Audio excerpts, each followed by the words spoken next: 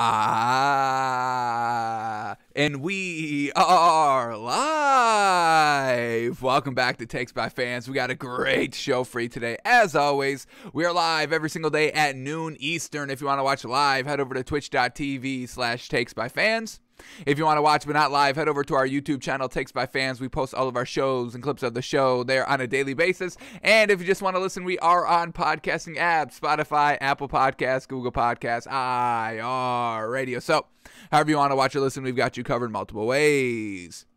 Alright, today's a big old Sunday, and it's not just a big old Sunday, it's a huge old Sunday, folks, because today is the official last day of the NBA regular season, folks. Man, oh man, every team's playing today, one final game to truly go out and get that last playoff spot that you can get that home court advantage for the play-in tournament. Go out there and secure it if you've got a chance to do so. And there are teams that have chances of doing just that. So today on the show, we are breaking down the NBA from last night, but also talking through all the scenarios teams can expect to be playing for today in terms of, are they going to get the 3 seed, the 4 seed? Are they going to get the 7 seed, the 8 seed? Are they having home court advantage? All like that. How do the tiebreaker rules factor in and who gets what if they have the same record? We're going to be kind of talking through all that. We'll go through all the matchups today. We'll bet on them. Absolutely. Last day of the regular season to bet on the NBA. Of course, we're going to be taking advantage, and I am going to give y'all a guarantee. I am giving you the Takes by Fans guarantee today, folks, because it is the last day of the regular season here, that we will try our damnedest to go 100% in all of our picks. That is our guarantee. I don't know where we fall in terms of what we can and can't guarantee 100%. I don't know if we're big enough where what we say truly matters, or if we're kind of small enough that we can just say whatever we want. I don't know where we are currently in that, but I will guarantee 100% that we will try our damnedest to go 100%. Yes, sound good? So that's what we've got. Every single one of our picks that we are going to give today, we are very confident that we are on the right side of those picks, and we will try our hardest to be on the right side of those picks. So breaking down the NBA from last night, betting the NBA tonight, seeing who's going to claim these final spots still available, what spots are even still available. We'll talk it all through today. Get excited. And not only, folks, is today the last day, but we got 3 games on. 3 games on, kind of all day. Tipping off starting at 3 o'clock, and then we're rolling into a doubleheader for the 8 and 10 o'clock. 7, 9 o'clock, whatever it is. There's 3 games on today, tipping off about 3 o'clock. All games get started at 3 o'clock. There's no noon game, 1 o'clock game, which, you know, there usually is on a Saturday, Sunday, stuff like that. No. Every team plays, but we start at 3 o'clock today. So, final day of the NBA regular season. Let's get into it. We will also break down some NFL stories as well. Probably won't get to Malik Willis, but we've got free time in the show.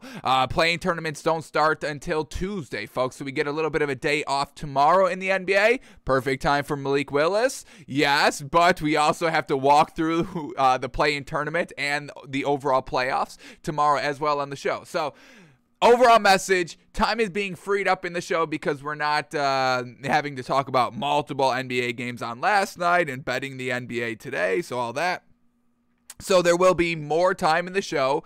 Perfect timing because the NFL drafts in about 2.5, 3 weeks. So we will have more time to watch some draft prospects. So everything is looking good.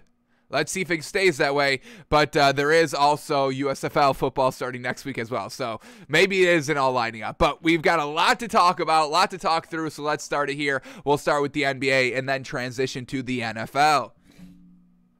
Alrighty, so let's start. Where do we start? Yeah, let's start breaking down the games from last night. Only 4 games on last night, so we can get that out of the way. Before we get to those, though, one quick story, which is not good news really for anybody out here. Truly unfortunate. But yeah, we're getting this, folks. Nugget star Jamal Murray and Michael Porter Jr., folks, will be out the season finale today against the Lakers. Okay, who cares? We never really expected them to be back for the regular season. We were always kind of hoping they would make the return for the playoffs.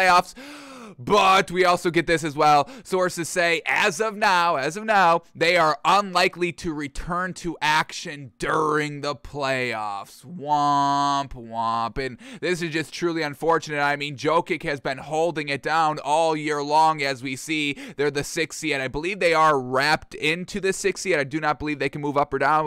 What do we got? No, look at this. Look at this. Oh, look at this. Jazz and the Nuggets have the same record. They both play today, different teams. But hey, the Jazz lose, the Nuggets win. Nuggets go to the 5th seed. And I swear to goodness, if the Nuggets secure a 5th seed, Jokic is the MVP. Unanimous. Unanimous. I'm saying the words unanimous MVP. Alongside Steph Curry. Yes, only unanimous MVPs in NBA history would be Curry and Jokic if that is the case.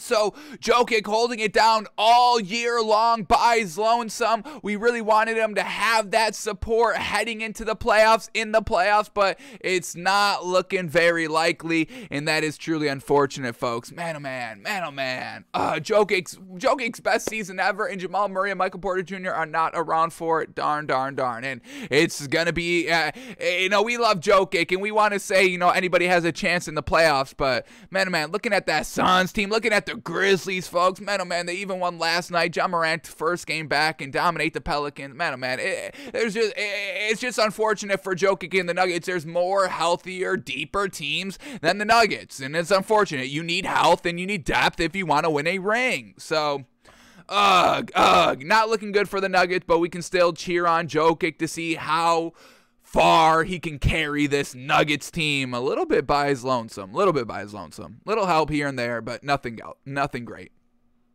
So, no Jamal Murray, no Michael Porter Jr. looking like for the rest of the playoffs. And, shame on whoever got us excited. Remember like 3 weeks ago, people were kind of drumming up articles. Hey, Jamal Murray, Michael Porter Jr. may be ready for the playoffs, maybe ready even before the playoffs. Get a little bit of warm-up games heading into the playoffs. We even saw Michael Porter Jr. in one game. He was a game-time decision, not out, game-time decision. This was, once again, 2.5, 3 weeks ago. Getting our hopes up. And now here we are. Final day of the regular season. You're like, oh, yeah, no, they're not going to be. No, they're not good. What? What happened in 3 weeks? It's not that long of a time. 3 weeks. Damn. I was looking forward to it. And they even did it with, like, Kawhi Leonard, too. They're like, hey, Paul George and Kawhi Leonard gearing up to be back. We got Paul George, which, hey, I'm thankful for, absolutely. But, what's going on with Kawhi Leonard? He's probably taking the year off, too. So, little unfortunate, some major names out the entire year and still not even coming back for the playoffs. Unfortunate. Alrighty, so that was really the only story we had to talk about today. So now let's break down the 4 games from last night. And let's start with the first one up here. Pacers at the 76ers. 76ers get the win. But once again, a 13-point win. That is good. But once again, gave up 120 points to the Pacers. Still somewhat competitive. We know the Pacers in their own right are sort of competitive as well.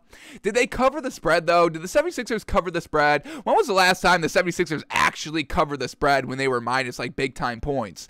So they win by 13. The final spread was 14.5. And this is what we're saying, folks. We're seeing teams with high spreads blow out those teams. That's not out of the question. That's not out of the realm. And once again, gives us pause, gives us hesitation on truly buying into the 76ers team 100% heading into the playoffs. We were there at the mid-season break, folks. We were big on the 76ers. I believe we chose the 76ers to win the finals the last time we walked through the playoffs.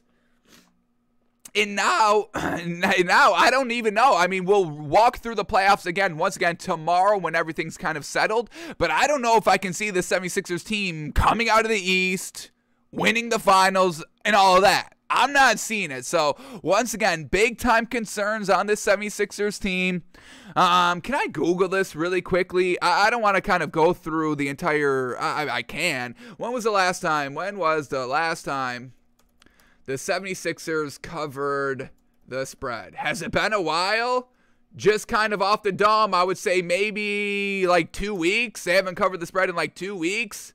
Here we go. Betting information. What do we got? Let's see. Can I decipher this website quickly? Quickly. What do we got? All right. 76ers. Odds. Nope. I'm just looking at the last time they covered the spread. That's all I'm looking for.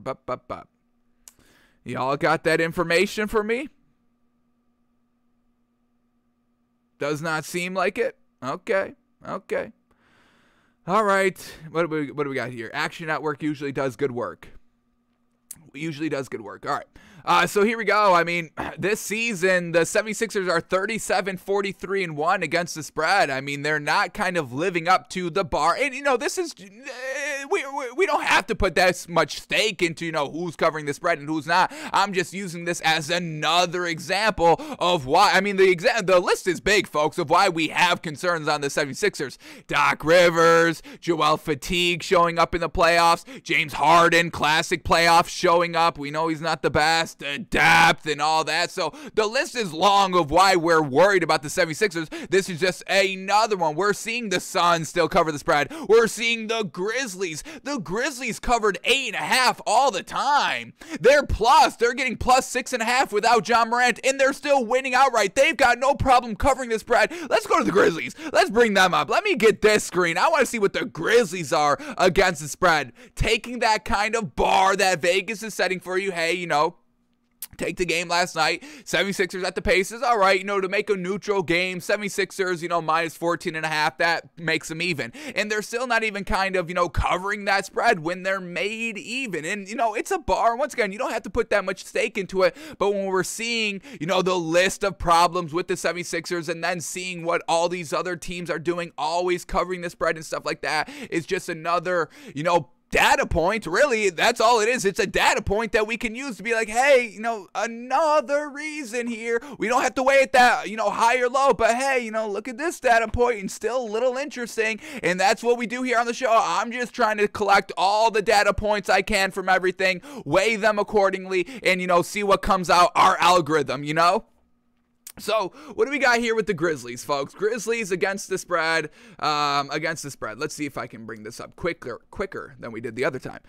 Against the spread, hang on. I'm looking for the Action Network. The Action Network, folks, it's just so fantastic. Here we go, and here we go. Bingo. Oh, this is beautiful. This is absolutely beautiful. See, this is what I'm talking about. Action Network, folks. Go out and they got a premium package. They got free stuff. You can even track your bets there. This is a website, folks. This is it. ActionNetwork.com. They got all the information you need, folks. I love it. So here we go. Against the spread this season, the Grizzlies are 51-29-2 against the spread. They've got 56 wins. They got 56 wins in general and 51 wins against the spread. That's absolutely fantastic. This team gets it done, and they were without John Morant for, the last 2.5, 3 weeks. Little bit here and there, missing some guys. So the Grizzlies are the real deal, folks. This is what we're saying. Love it. All right. Where did the 76ers fall in terms of against the spread? I mean, they're like middle of the pack bottom, folks. Bottom/middle of the pack. I mean, that's what we're talking about with the 76ers. Yes, they've got 50 wins, but 37-43-1 against the spread. The Knicks are 37-43-1 against the spread. The Nuggets are 38-43 against the spread. The Nuggets are better, yes? That's why Jokic should be MVP, because he's winning us more money. Y'all are actively losing money on Joel Embiid and still kind of going to bat for him as the MVP? What are y'all talking about? Do y'all love getting money stolen from you? Okay. All right, I'll give Jokic the award for giving me more money. Thank you. Thank you. What else? I mean, this is what we're talking about. Concerns with the 76ers. The Hawks, who have been, a little bit fraudulent all year, 36-45 against the spread. This is not good. The Celtics, that's good. They're 44-36 against the spread. The Heat even are 46-35 against the spread, and they had a really kind of bad 3-week stretch here as of recently.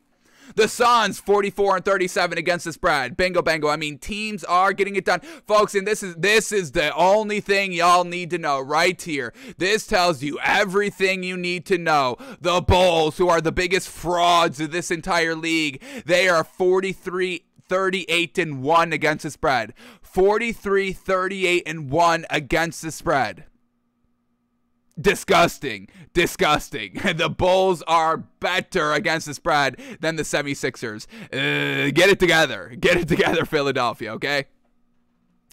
So, 76ers, they can't cover the spread. They're never dominating any team. They're always kind of just playing to, the bar, which, who's just trying to reach a bar? We're all trying to strive past a bar. And the 76ers are the bar, folks. So, they get the win, 133-120 last night, but we've still got concerns. For the 76ers, Joel Embiid, 41 points, 20 rebounds, 4 assists. The man does his thing, folks. We know it. Classic Joel Embiid. We get James Harden last night, 22 points, 14 assists, shot 2 of 9 from 3, not the best, but I'll definitely take those 14 assists, absolutely. Tyrese Maxey still getting it done, 18 points, 5 assists, love it. Tobias Harris, 18 points on 61% shooting, absolutely, we will take that. We would love to see Tobias Harris with 20-plus points a game, but I'll take 15-plus on great, efficient shooting, absolutely. And then Danny Green in the starting lineup, 15 points, 3 assists, 4 rebounds. That was a great performance. Yeah, getting 10-plus points out of Danny Green, always kind of an accomplishment, and he did that last night. All right. So everybody in the starting lineup for the 76ers got it done, but this is where another problem we have with the 76ers arises. Look at this bench, folks. What is this? This is nothing good. Shake Milton, 4 points and 8 shots. Matisse Thybulle only taking 2 shots. Furkan Korkmaz, 1 shot, no points. Paul Reed somehow managing 4 shots in 11 minutes for 8 points to lead the bench in scoring. They've got no bench. Why the heck is Georges Niang not even playing? I don't get that. Injury, illness. Oh, he's injured? Okay. All right. Even when he's not injured, we're still not getting anything good from him either. So, I'm big time concerned on the 76ers, folks. Truly big time concerned. So, 1 second, folks. A little bit of audio issue on my end over here. But, all right. We should be back. Okay. Yeah, so 76ers, we've got big-time worrisome on them, folks. I don't know what you want from me. So, 76ers, they're getting it done, but not like we need them, folks. Not convincing, little inconsistent here and there. We're still seeing the cracks growing a little bit bigger and bigger and bigger by the day. The whole, Doc Rivers isn't a good coach. We're really not liking him, early on in the season. Small crack. And now this time, we're still not big on Doc Rivers. That crack is growing and growing and growing. And at some point, the cracks are going to crack even more and everything's just going to break. So, man, oh man, 76ers, folks. That trade really screwed them. If they had Seth Curry and Andre Drummond on this team with James Harden and all of them, man, oh man, this would have been a squad, absolutely. But they traded all their role players for James Harden. Not panning out too well. All right, and then the Pacers last night, Tyrese Halliburton, 19 points, 9 assists. He shot 70%, solid, but it still results in a loss. Classic Pacers. And then Buddy Hield, 12 points on 2 of 5 from 3. Not enough to get it done either. So the Pacers, they put up 120, look good, but what have we said all year long, folks? This is classic Pacers. Even with Sabonis, without Sabonis, it doesn't matter. The Pacers, this is ingrained into the fibers of what the Pacers are, folks. They got to do a deep clean this summer to try and get something good from this team, because Pacers fans, folks, they've waited a long time to be good. 76ers get the win, 133-120. All right, next game up here, we got the Pelicans at the Grizzlies, and Ja Morant back in action, and the Grizzlies don't skip a beat at all. They get the win 141-114. An absolute dominant, brilliant win here for the Grizzlies. Ja Morant playing 26 minutes, 21 points, 9 assists. Yes, sir. Ja Morant back like he never left. Steven Adams holding it down, 4 points, but those 11 boards like we're used to. Yes, sir. That great defense as well. Yes, sir. Desmond Bane, 18 points. Dylan Brooks, 23 points. Jaren Jackson Jr., 12 points, 9 rebounds. And, the Grizzlies put up 141 points. So you're saying, who put up the 40? We just said that with the 76ers. They put up 133 points. Joel Embiid, 41 points. So who was that 40-point scorer on the Grizzlies? It's nobody. They all collectively score this, and we know this. That's why they were good without Ja Morant. That's why they were still winning without Ja Morant. That's why when they were getting points every game without Ja Morant, we were gobbling up those points. We were point gobbling a little bit for a 2-week stretch. That's why, they're so good against the spread, because it doesn't matter who's in the lineup. It doesn't matter who's out there. This is ingrained in the team. This is leadership from top down of why everybody's good. This is a team. I'm not going to let y'all live this down, folks. I'm not. Some things I let y'all get away with here and there. I see what y'all say, but I'm not going to bring attention to it to give it the attention and all that. I see it. It doesn't happen, obviously, because it's wild. And then, I just let y'all off the hook free. But these two things, folks, last season it was Chris Middleton. Y'all were calling him Batman. I could not let that go, folks. I could not let y'all get away with that narrative last year that Chris Middleton was Batman. No. And then the narrative this season, folks, is that we should all be afraid of the Nets.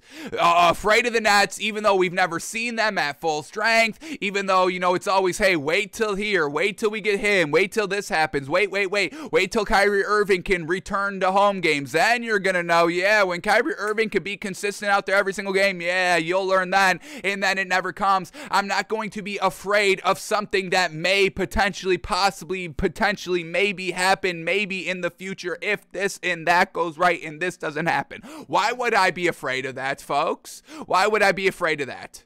Of course I'm not.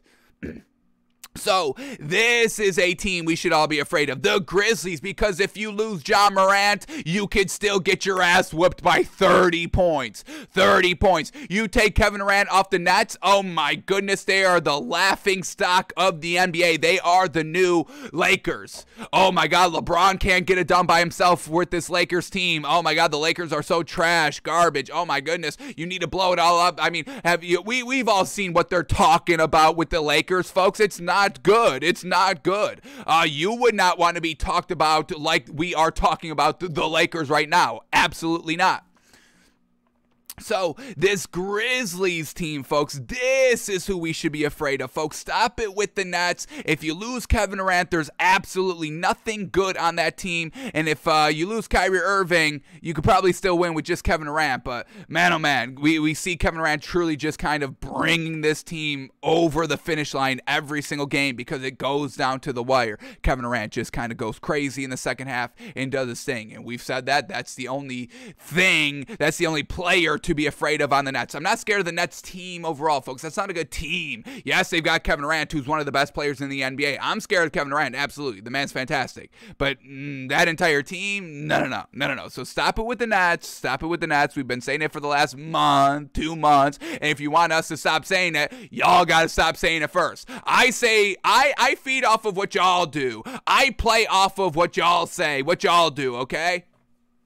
So, Grizzlies got the win last night because everybody was scoring. Let's recap these numbers again. Dylan Brooks, 23 points. Jaren Jackson Jr., 12 points. Desmond Bane, 18 points. Ja Morant, 21 points. DeAnthony Melton, now we're heading down to the bench, folks. DeAnthony Melton, 12 points. Zaire Williams, 19 points. Brandon Clark, 20 points. And even Kyle Anderson, little 7 out there. Little 7. Hey, y'all need a little extra points? Yeah, I could throw up 7. Oh, y'all got it done? Y'all going for 20. You going for 20. You going for 20. Like Oprah, you get a 20. You get a 20. You get a 20. You get a 20. And Zaire Williams or Kyle Anderson's like, yeah, I can go for a nice 7. Y'all got it. I'll go for the nice 7. So, everybody on the Grizzlies getting it done last night, folks. And you got to absolutely love it and respect it. And this is going to be a tough team to face. This Grizzlies team is like the Hawks from last year, folks. Now, we'll see if the Grizzlies can, continue to be better next season. The Hawks really fell off from last season to this season. But the Hawks in the playoffs were absolutely fantastic last season, folks. Upsetting everybody, winning games, going on the road, and man, crushing the hearts of all the Knicks fans. This Grizzlies team is like that. I think they're a little bit better than what the Hawks were last year. A little bit more consistent, and so they should definitely be feared heading into the playoffs. All right, and then for the Pelicans last night, well, Jonas Valanciunas instantly got in the game and instantly got into foul trouble. The man played for 5 minutes and has 5 fouls. The man played for 4 minutes initially. The first 4 minutes, I think, racked up 4 fouls, and they had to sit him for basically the rest of the game. So the Pelicans really weren't at full strength last night. They were, but they weren't. And excuse me, folks, if I sound a little distracted. My headphones are wonking, cutting in and out, ruining my flow because, I hear the feedback and all that. So hopefully it gets better, but it's not sounding good. No Valanciunas for really the entire game, but still, this was a really not great performance by the Pelicans. I really thought they would be a little bit more competitive than this. Now, I think we do have to chalk a little bit up to no Valanciunas in this game. Even if Valanciunas was playing this entire game, I even factored in, hey, I know Steven Adams is good, and I thought Steven Adams was going to lock down Valanciunas for the most part of this game. But, he didn't play, so we never really saw it. But, I thought the Pelicans, even with Valanciunas being locked up by Steven Adams and all that, would be even more competitive. So, really disappointed that the Pelicans got blown out by like 30 points last night. Hopefully they show out a little bit better in the play-in tournament because there is no games off in the play-in tournament, folks, and we're going to get to all the scenarios in a moment. But let's finish up here with this Pelicans team and the rest of the games from last night. So here we go. Valanciunas, 8 points in the 5 minutes. McCollum, really kind of a bad performance last night. 16 points, 4 assists. He led the team in scoring, but he shot 35% on 17 shots. It was just not falling. There was no Brandon Ingram last night, so only one of the big three. So this is why they kind of got blown out, but we still wished for a better outing than this. This was abysmal. So everybody floundering or either not playing for the Pelicans last night, and it truly hurts them. They get obliterated 141 to 114. All right, next game up here, we got the Warriors at the Spurs, and the Spurs, they kept it close, and, we respect the heck out of the Spurs team for fighting tooth and nail to get in that play-in tournament. They're locked into the 10th seed here, so they're going to have to win 2 games on the road just to get into the playoffs, which not gonna happen. It's just not gonna happen. The West is just a little bit too good, a little bit above the Spurs standard at the moment. They have to face the Pelicans game 1, and then they have to face the losers of Clippers and the Timberwolves. And, I don't want to disrespect the Spurs at all. They've truly impressed us. This is maybe one of the most impressive performances of the entire season, and that should tell you of how kind of lackluster some of these great teams have been, because the Spurs, being in that 11th seed and then overtaking the Lakers and holding on to that lead and all that, that's why we respect the Spurs. It's just overall, their roster's not as good as some of the other rosters in the NBA. So I don't want that to come off as a knock. They're 34 and 47. I mean, we have the right to knock this team if we want. I don't want to, and I wanted to celebrate this team.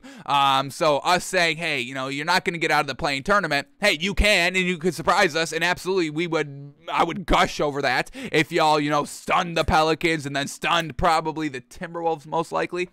I mean, if y'all did that, absolutely, but I don't see it happening. And if it does, yeah, absolutely. We'll talk about it, and we'll cheer you even more. Fantastic. So, Spurs, a great season, scrounging the bottom of the season when really nothing was looking good for y'all. Y'all took your fate in your own hands and got in play-in tournaments, extended the season a little bit. Yeah, shot them out a little bit. But for the Warriors last night, no Steph Curry. So once again, Jordan Poole in the starting lineup, 18 points, 8 assists. He shot 1 of 11 from the 3. Ooh, not a good game last night. No Klay Thompson, Damian Lee at the 2, 4 points on 0 of 2 from the 3. That's definitely not Klay Thompson-esque. Kevon Looney still at the 5, 6 points, 5 rebounds, nothing good. Draymond Green, 12 points, 13 rebounds. Andrew Wiggins, 15 points, letting us down a little bit. Only 15 points when nobody was playing last night. When Jordan Poole was floundering. Andrew Wiggins, come on, come on. We were celebrating you all early part of the season, heading up into that All-Star break when you were voted an All-Star. Ever since that went to your head, you haven't really been the same, and I'm a little disappointed. So Andrew Wiggins didn't even really step up last night. Off the bench, we had Jonathan Kuminga, 18 points. This man's really good. And Amaj Angelica, 12 points, solid off the bench. So that's enough for the Warriors. So the Spurs not winning last night when that was happening with the Warriors, I mean, come on. I mean, this is why we can't see you getting out of the play-in tournament. No disrespect. So, here we go. We had Trey Jones, 15 points, 7 assists, 4 rebounds. Josh Primo, 14 points, 3 assists. Trying to hold it down. Once again, no DeJounte Murray. Solid guard play. Zach Collins at the 5. No even Jacob Poeltl last night. So, Zach Collins, 7 points, 11 rebounds at the 5. Trying to hold it down as well. And then Lonnie Walker, a huge 24-point performance coming off the bench to keep it close. Unfortunately, could not get across the finish line. So, Spurs kept it close, but ended up losing 194. And then the last game of the night here, Kings at the Clippers. Clippers take care of business, no problem. Win by 19, 117-98. And once again, the Kings are nothing good. But here we go for the Clippers. Paul George, 23 points, 12 assists, 8 rebounds, shooting 6 of 9 from 3. Yeah, Paul George is back, folks. Love it. Reggie Jackson, 7 points, only 1 assist. A little lackluster game for him last night. Zubac at the 5, 15 points, 12 rebounds, and Marcus Morris, a nice 11 points to help out. But Norman Powell back as well, coming off the bench, 20 points. Is he going to get back in the starting lineup? Are we going to have Paul George back at the 3, Norman Powell at the 2? Are we going to be rocking with that lineup as we head into the play-in tournament? We'll see what happens, but Norman Powell coming off the bench here last night in 22 minutes, 20 points, 4 of 6 from the 3, really solid. Also, let's shout out Luke Kennard, 10 points. Isaiah Hartenstein, 10.6 rebounds, both coming off the bench, helping out with the win. And then for the Kings, Davion Mitchell, 22 points, 7 assists. Yes, sir, folks, you can move forward without Davion Mitchell as the starting guard. We get Damian Jones at the 5, 12 points, and Trey Lyles at the 4, 15.6 rebounds. But we know the Kings... nobody's playing here. They're sitting everybody out. They've got nothing to play for, so that's how they played last night. So, Clippers get the win, 117-98. All right, now let's start talking about what we've got tonight on tap, what can move around, who still got something to play for, and all of that. And then we'll talk about, we'll do betting and this kind of simultaneously. We'll try to stay away from teams that have nothing to play for, betting them today because it could get wonky. But also let's check the points. If we're getting a lot of points with a team, with both teams have nothing to play for, maybe we take the points. It's the last day of the regular season, folks, so if people got nothing to play for, it could get wonky, so keep that in mind. And maybe, you know, if you want to kind of, you know, how do I phrase it? If you want to be a little bit maybe smarter with your money, bet on teams, bet on games, bet on matchups where both teams have something to play for, or at least one team has something to play for. So let's see. Every team's playing tonight, folks. Every team's playing today. So let's see what we have on tap, and let's see who's got something to play for and who's got something to secure. Now, let's first talk about the primetime games on today. Nationally televised, we're kicking off at 3:30 on ESPN. Pacers at the Nets. Yeah, we get one more primetime game of the Nets on here where we're going to have to hear everybody be like, oh my God, this team is so deadly. We should all be afraid of this team. So gear up one more final time because it's going to come to an end soon, folks. Most likely not in the play-in tournament because it's Kevin Durant. He'll get it done in the play-in tournament. But first round of the playoffs, when they're either going to be the 7th or the 8th seed, having to face, you know, either the Bucks or the Heat, most likely. I don't like their odds. I don't like their chances against those teams. So hopefully we don't have to hear about the Nets, the scary Nets, too much longer. But we've got them one more final national televised game in the regular season, 3:30 ESPN. And then we head over to the Celtics and the Grizzlies on TNT at 7 o'clock to playoff caliber, top of their conference teams. Really interested to see how the Celtics team fares. Once again, still have to try to get all the data points on the Celtics team before they head into the playoffs. Can they make a run without Robert Williams? Daniel Tice versus Steven Adams tonight. Good luck, Daniel Tice. That's all I'm going to say. All right, and then that brings us to the final nationally televised game of the night, Warriors at the Pelicans, 9:30 TNT as well. So here we go. What spots are up for grabs here? Let's start in the Eastern Conference. The Heat have that #1 seed wrapped up, no problem. Bucks sitting pretty at #2. Celtics at 3 and 76ers at #4, and this is where it really gets interesting. The 3 and 4 seed is up for grabs. Both the Celtics and the 76ers have the same record, 50 and 31. So Celtics win, they keep the 3 seed. Celtics lose, the 76ers have a chance to leapfrog them and get to #3. So who do the 76ers play? We told y'all the Celtics face the Grizzlies tonight. That's a tough matchup if the Grizzlies play everybody, and the 76ers have the Pistons. So expect the 76ers to absolutely obliterate the Pistons. So it's really going to be up to the Celtics. If they want to keep that 3rd seed, they're going to have to win tonight, folks. Now, the Celtics, what is the difference between the 3 and the 4 seed? The 3rd seed faces the Bulls. The 4th seed faces the Raptors. Yes, there is a clear team of who you would want to face. Give me the Bulls all day. We know they are frauds. The Raptors, they are not frauds, folks. This is the real deal. They can upset anybody here in the Eastern Conference. They have the starting lineup. They have the coach. They have the talent to upset anybody in the Eastern Conference. Even the Bucks, folks. Yes, even the Bucks. So you don't want to face the Raptors, you do want to face the Bulls, so you must secure this 3rd seed here tonight. Now, I want to play around with this very, very quickly. We've got up the entire standings, and we just click winners, and we can see how movement can change. Now, the Bucks are 1 game ahead of the Celtics for the 2 seed. Let's see, can the Celtics or even the 76ers get that 2 seed if the Bucks lose, or are the Bucks tied to this 2 seed? So let's click some winners here quickly to see how it changes. Let's say the Bucks lose tonight against the Cavs, and the 76ers and the Celtics both win tonight. What changes in the playoff landscape, if any? Let me find this Celtics game. Here we go. Celtics Grizzlies. Celtics win. So if the Celtics and the 76ers win, it doesn't matter. Even with the Bucks losing, they are locked in to that 2 seed. So the Bucks have nothing to play for tonight.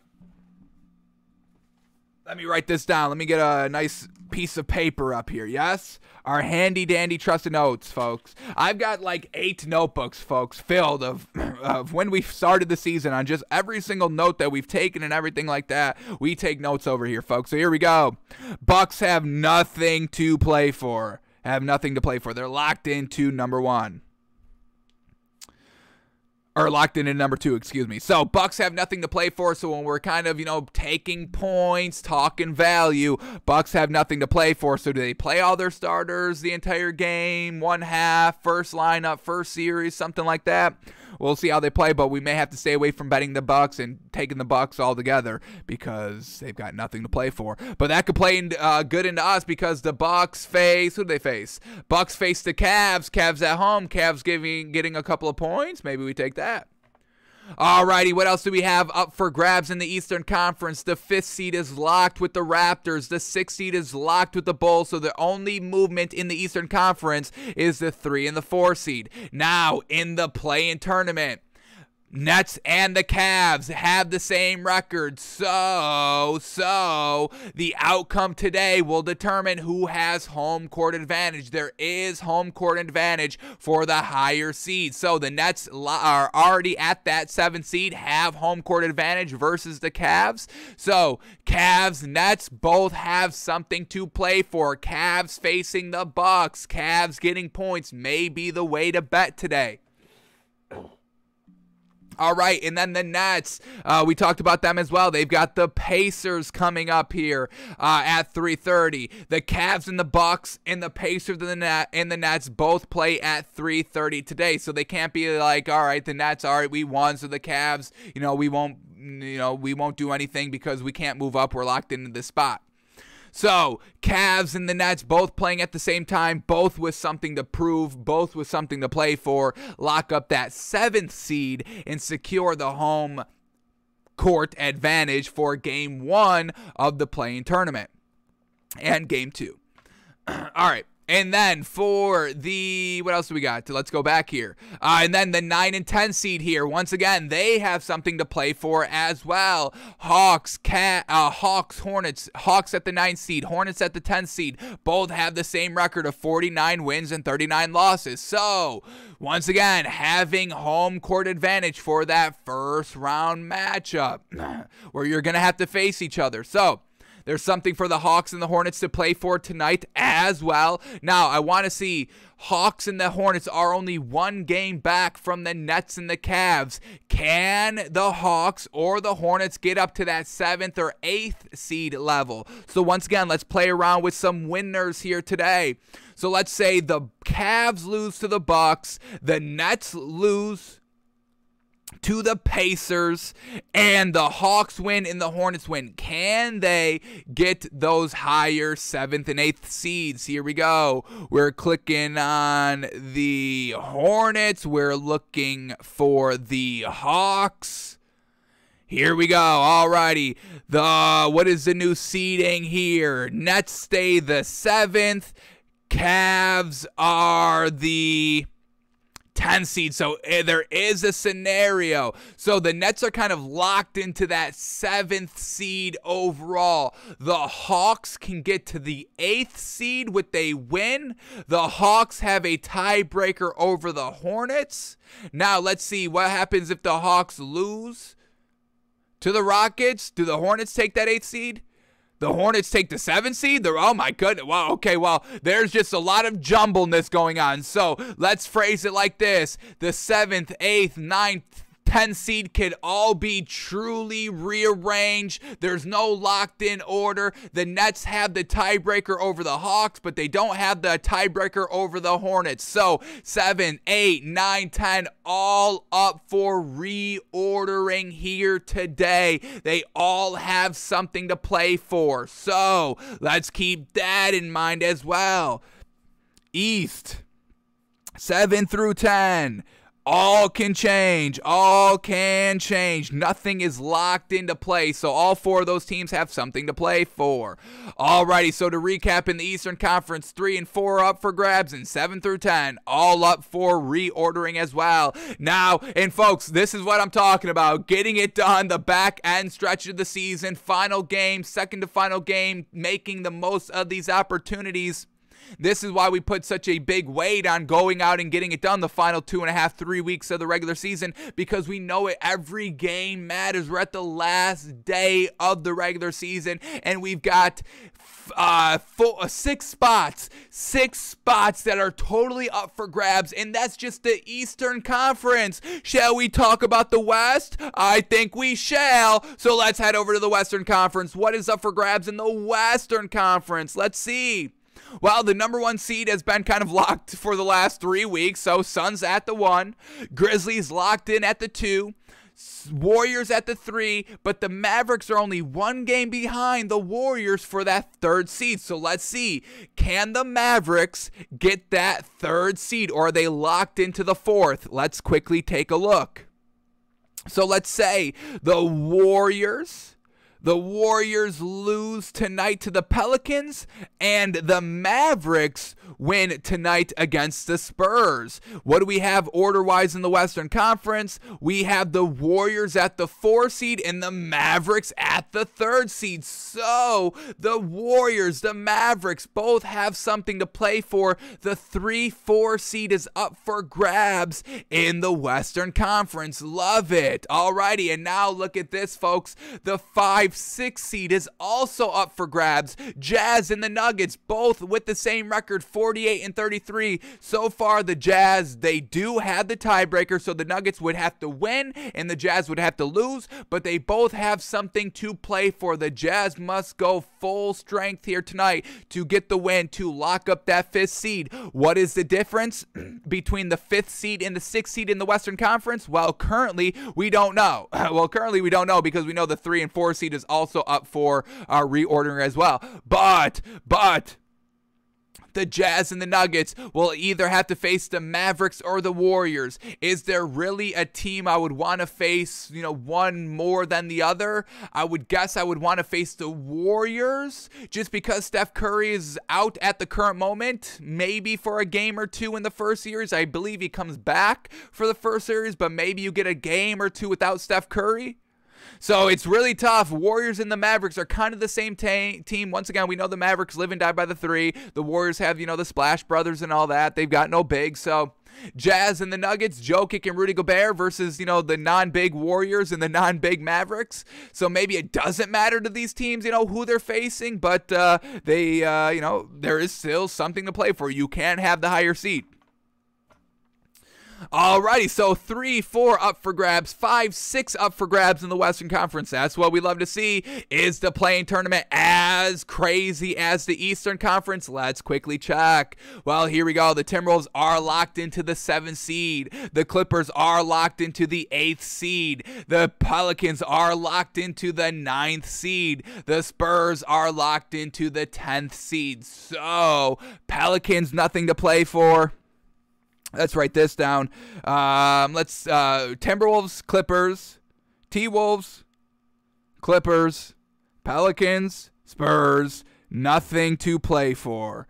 They are locked in to their order. They are locked into their seed. They are either, 2 games to win or 1 game to win. Home court advantage locked up, a road disadvantage locked up. Everything is locked in the play-in tournament. So what is up for grabs in the Western Conference is the 3-4 seed, the 5-6 seed, folks. So Warriors, Mavs, Jazz, Nuggets, all something to play for.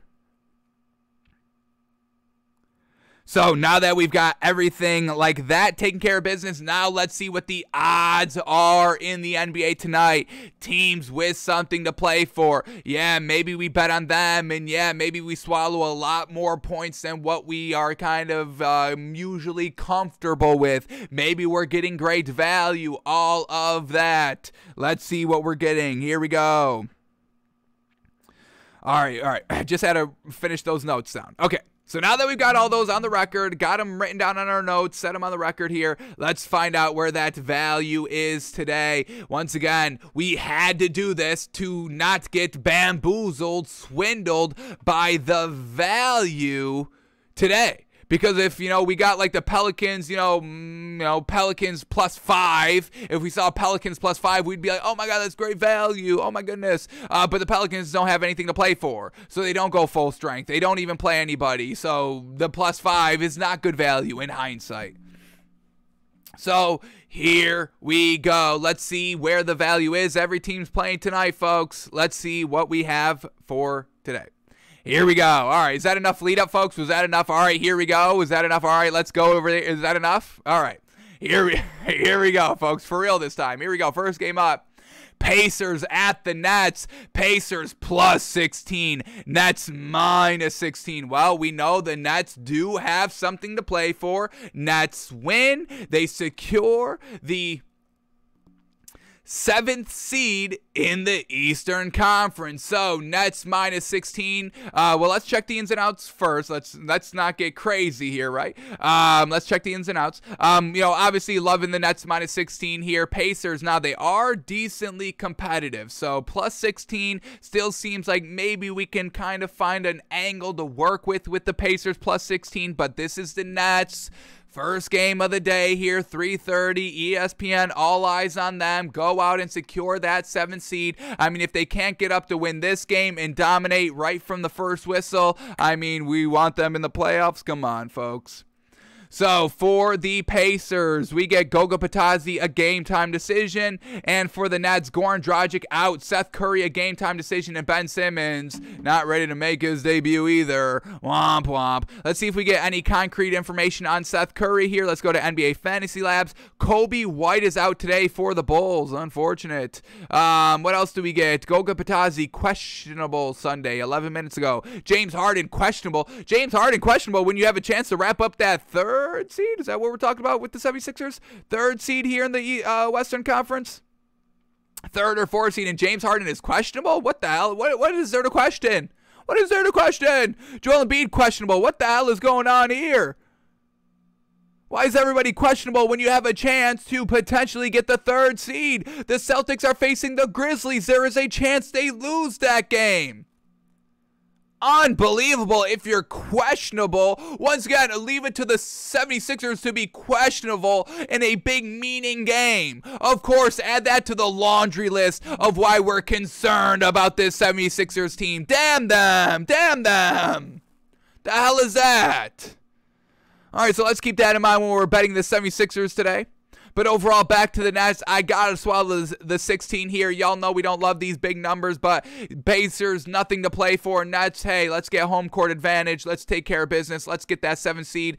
Do the Nets even want to be the 7th seed? Do they want to have to face the Bucks round 1? Or do they lose this game? Do they lose this game on purpose to fall back to potentially 8? Or do they take care of that in the play-in tournament? Are they not going to worry about that right now? Probably don't worry about that right now. Let's get this 7th seed. Let's have home court advantage versus the Cavs. Maybe round 1 in the play-in tournament. And then lose in the play-in tournament, so we have to, play the 2nd game to get the 8th seed.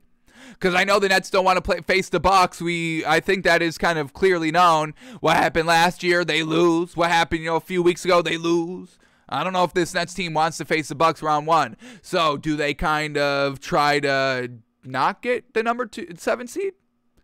It's going to be interesting, folks. We'll see what kind of game they're playing out here. But overall, I got to take the Nets minus 16.5 so they can secure their own destiny of whatever they want to do, having home court advantage for that first play-in tournament game. So we're going to be swallowing 16 with the Nets here today, folks. Swallowing the 16. Alrighty, here we go. Next game up, Hawks at the Rockets. Hawks minus 12.5. Rockets plus 12.5. And the Hawks in the play-in tournament with everything to gain. And once again, the Hawks are playing at the same time as the Nets. So it's not like, all right, well, the Nets won, so there's no reason for us to play. So Hawks minus 12.5. Gonna swallow the 12.5 here as well. Well, we're getting a little bit ahead of ourselves. We got to check the ins and outs just to quadruple check. And look at this for the Hawks. What the hell is this? Lou Williams, game time decision. Bogdanovich, game time decisions. Go out there and play, would ya? Will ya? There's something at stake. No game time decision. No questionable. No, I'm thinking, no, you're playing. The hell is going on? Is nobody taking the NBA seriously? The hell is all of this? And, this is what we've kind of seen a lot, and we know the load management that goes with the NBA compared to the NFL. I mean, the NFL, you got to win out the last 2 weeks. There's no questions. People with broken legs want to kind of be like, no, I'm playing. In the NBA, last day of the regular season, something to play for. Oh, game time decision, questionable, uncertain. Maybe not. No. Would you get it together, NBA? Please. Jeez.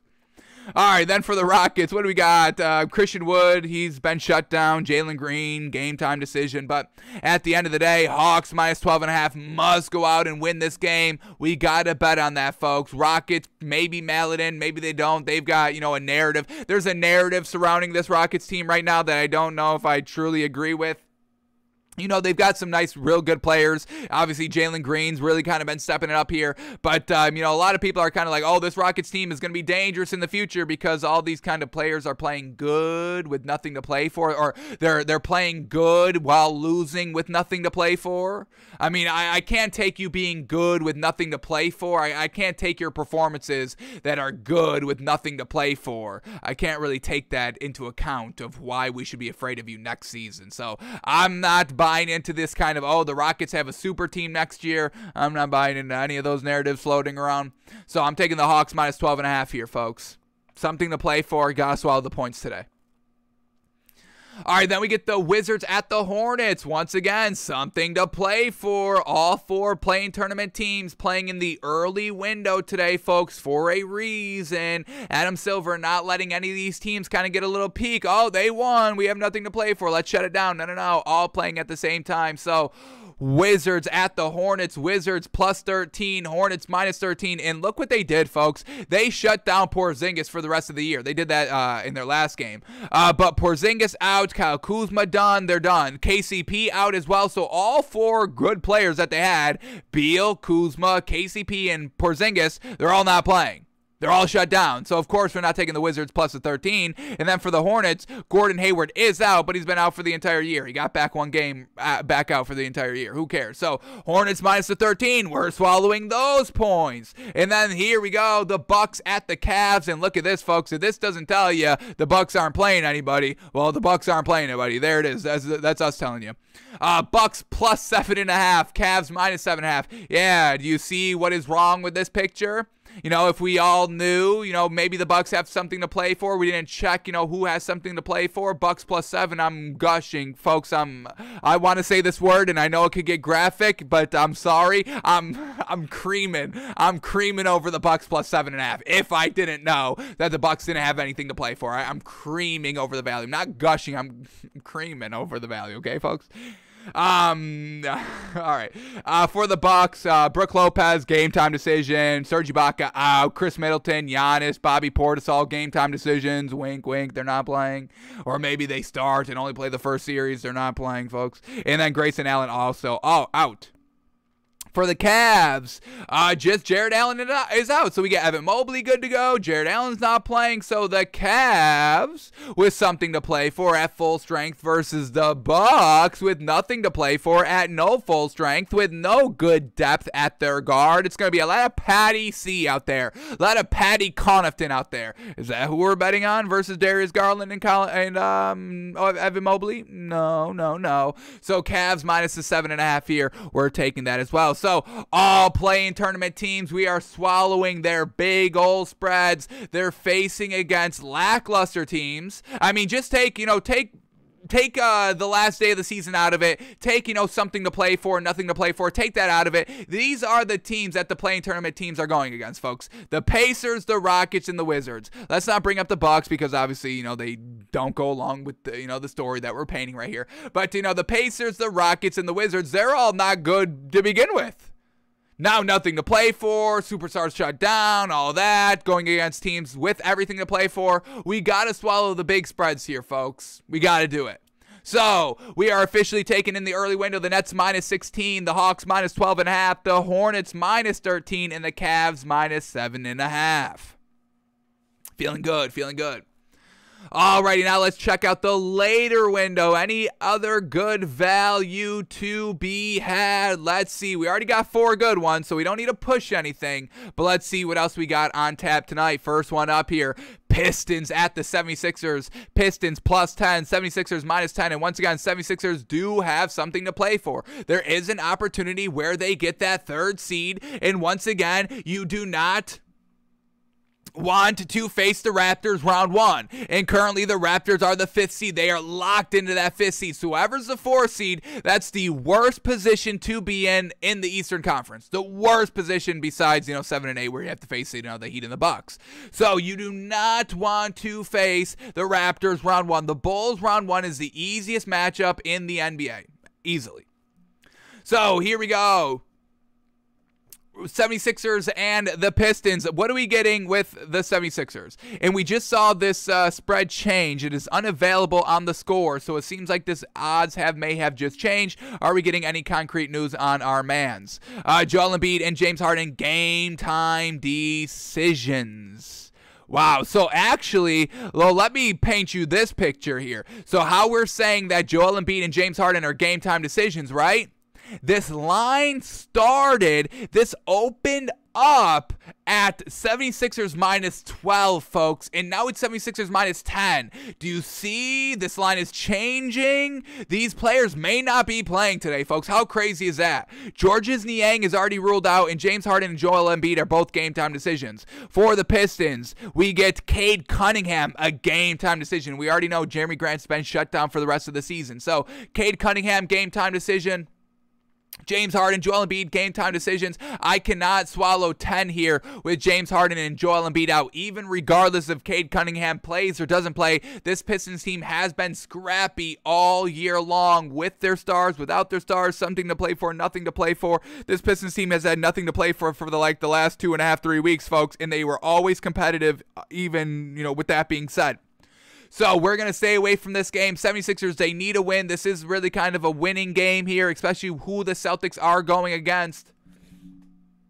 So 76ers not going to step it up and get it done. I mean, the fact that Doc Rivers is not demanding Joel Embiid and James Harden to play this game, I mean, that just speaks to the leadership and what goes on there in the 76ers. Another reason why, folks, and I don't even want to say this, but I mean, every single thing that we've talked about with the 76ers today has just been bad. It's been bad news. So I think I'm 99% there, folks. I'm 99% there of truly just being 100%. I'm 99% of being 100% done with the 76ers team, folks, honestly. So they better all play today, and they better get it going, and they better get it done, or Monday you will hear the fury of takes by fans. And if you didn't listen to what we said about Sam Darnold about 2-3 days ago on the show, yeah, we can get mean, we can get nasty, we can get ugly here on the show, okay? I'll do that with the 76ers. I will not care. I will not care. Alrighty, so we're staying away from 76ers. How crazy is that?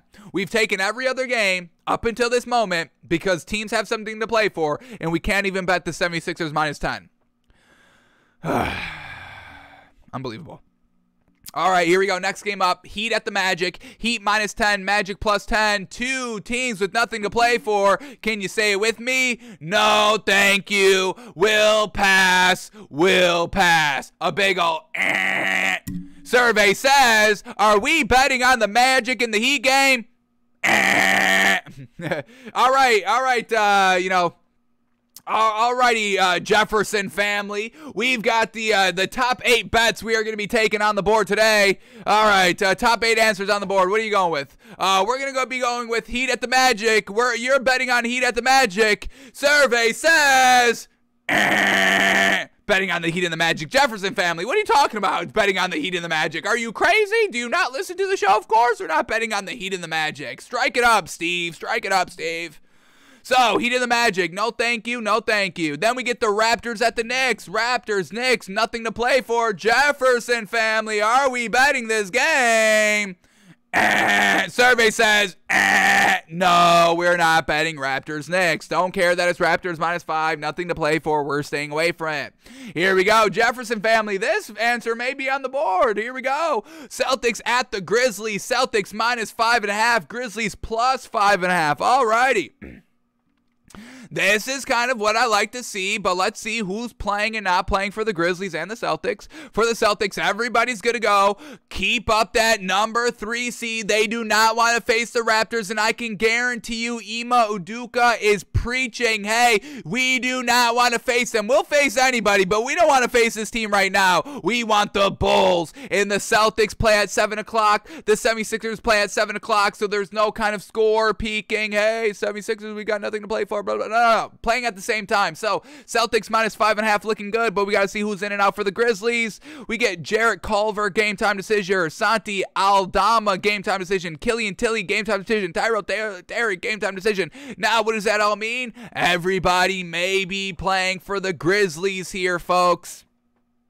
How long do their starters play? Celtics defense, how much does that clamp up the Grizzlies? I don't know. I think a lot, but I'm taking the Celtics minus 5.5. They've got something to play for. I'm betting that. Grizzlies are locked into that 2 seed. We just had John Moran play like 22 minutes fresh. He's good. Maybe he doesn't need to play tonight. Maybe a little bit later, everybody's out for the Grizzlies. I would not put that past the Grizzlies where, maybe an hour before tip-off, half hour before tip-off, they're like, hey, we're not playing everybody. Celtics minus 5.5. I would lock that in as soon as possible, folks. We're taking the Celtics minus 5.5.